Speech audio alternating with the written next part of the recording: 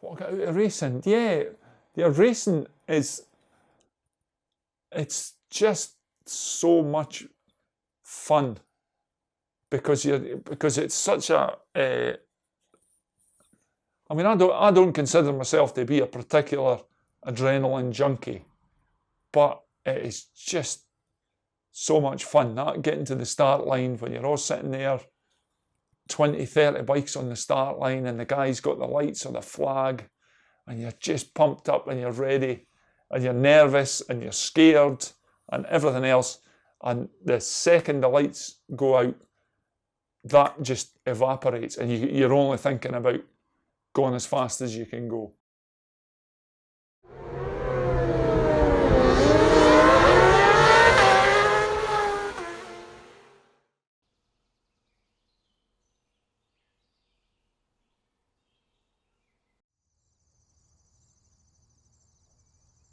We started in bikes mostly, I would think, through my brother and his mates, because at the time everybody had bikes. So, and live in the middle of nowhere, so you either took a bicycle. Once you got beyond the bicycle, then it was a motorbike, and then maybe by the time you were 18 you could afford a car. A lot of the thing that shifted me towards racing was my inability to stay on tarmac. I had a fairly regular trip to the hedge route, and I just thought, this is, I had the knees out all my trousers, elbows out all my jackets, and I just thought, nah, riding fast on the road's probably not for me. My brother had a mate who had an old RD 250, which was the thing to have at the time. So went down to his house for a test drive. So turned up at his house about 7 o'clock one night. So he says, yeah, take it for a drive up there. The road's dead straight. So I jumped onto this thing, and I don't know what age it'd be, about 18. No crash helmet, t-shirt on, summer's night, just getting dark. I thought, right, I'll give this the beans up the road, see how it goes. Gave it the beans up the road, got up to about 4th gear, flat out, doing about 70. What he hadn't told me was it was a 90-degree corner at the end of the road, about a quarter of the mile up the road, which, because there was no helmet on, eyes were streaming. I thought, what's that in front of me? Is that a gate in front of me? Hit the brakes, straight through the gate, the wooden gate, smashed it to bits, got about 40 yards into a ploughed field, and ended upside down in a heap. And missed, there was a telegraph pole with a straining wire, and missed it by about 3 feet. Of course, the front end of the bike's all smashed to bits, headlights out. It gets the bike dragged out, and eventually, well, I felt obliged at that stage that I had to buy the bike, because obviously I'd smashed it to pieces. So, I mean, the guy wanted 100 quid for it, so it wasn't a lot of money. And his wife came out and gave her husband a real ticking off, and told me, you're not going to sell him that bike for that money, and so got 30 quid cheaper. So it was a sort of lose-lose situation for everybody, because I got a smashed bike and he didn't get the money he wanted. So it's the adrenaline, it's the buzz. It's like nothing that you'll ever experience. The adrenaline feeling it puts you in just a different place entirely. What courses through your veins, during and after, and how it focuses the mind and how sharp you become. And I probably again get it from my mum and dad, but I have a need for speed. Ever since I was small, it just was as fast as I could possibly go. My mum and dad used to race. My mum was a sidecar passenger for my dad, and when we came along, me and my brother, it was just part and parcel of life. That's what we did. We went sidecar racing.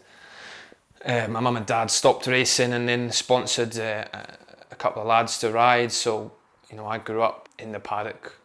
I used to turn up, get out of the car, and you'd be off and you knew everybody, and you'd be off at all the circuits in the woods and wherever else, and watching a bit of racing, and it just was part of my life.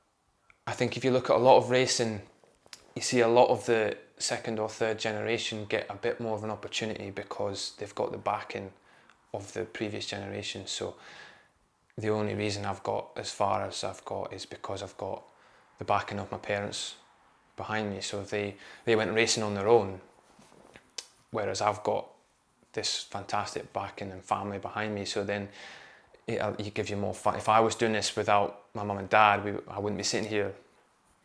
So Steve phoned me up and he says, remember you said you'd like to do a bit of sidecar passengering? He says, well, I haven't got a passenger for next season. He says, do you fancy having a go? And I thought, yeah, well, give it a go. I'm not doing anything. It's an old vintage Triumph outfit, so there'll only be 2 or 3 meetings. It was a 1955 Triumph Thunderbird outfit, so a proper bike and sidecar, as opposed to the modern outfits now, which are a totally different thing. But I mean, it looks to your proper Wallace and Gromit bike and sidecar outfit.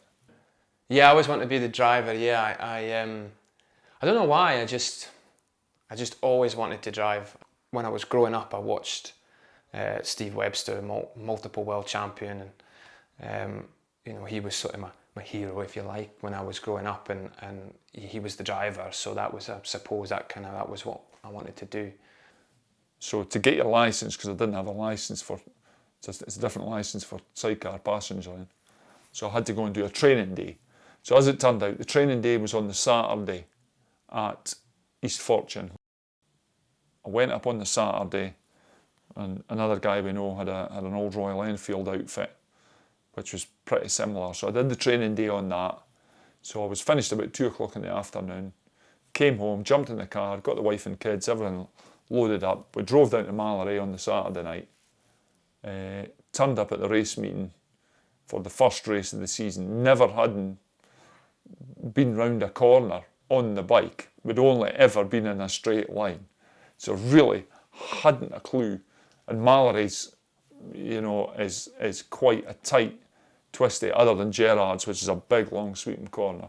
And it got to the end of the day, and we'd survived everything fine, and they have a handicap race at the end of the day. So because we'd been so slow at the start, they take your handicap from the first race of the day. So we were doing about 8 seconds a lap quicker by the end of the meeting. And we led the race, and we won the race by about half a bike length. So the first meeting we ever went to, we won a race. We won the last race of the day. So I thought, yeah, I'm up for this. So at the end of that year, they decided to go buy a Formula 2 outfit, which is a more modern bike, and try that. And then, of course, then it just all goes downhill from there, of getting bigger, faster bikes, more commitment, more meetings, till the point it ended up that we were doing full British Championship, a week's training in France at the start of the year, and then your you know, the BSB meetings are sometimes 4, sometimes 5 days. So you've got to be away on a Thursday, you're not getting home till a Monday. You're going to Assen in Holland, that's for a week. So I ended up, I was doing 3 times more bike racing than I ever was before I had kids. So the bike is the chassis is an LCR, which is Louis Christian Racing in Switzerland. So you get your, he builds the chassis, and then you spec what engine you want, and then he can then either provide a cradle or fit the engine, but generally you would buy a rolling chassis and then put the bits on you want. Our bike was pre-built. And we bought it like second hand, if you like, but it hadn't been raced before we'd had it. So then we've done the majority of the work from there. Rob, being an engineer, has done, you know, 90% of the work. They always talk about the sidecar family, and I think that even at what we're doing at British Championship level still exists. Is that if it might be your main competitor, but if you break down and they've got a spare part, they'll loan you the spare part. And if you go out and beat them with their bits on your bike, so be it. I mean, there's no hard feelings, you know, they don't want money for it. It's just, everybody loves racing. I want to be in the top 3 fastest men in the country at the end of this year. And it doesn't matter if you're doing 20 mile an hour or 100 mile an hour. If the guy in front of you is getting away, yeah, it's not quick enough.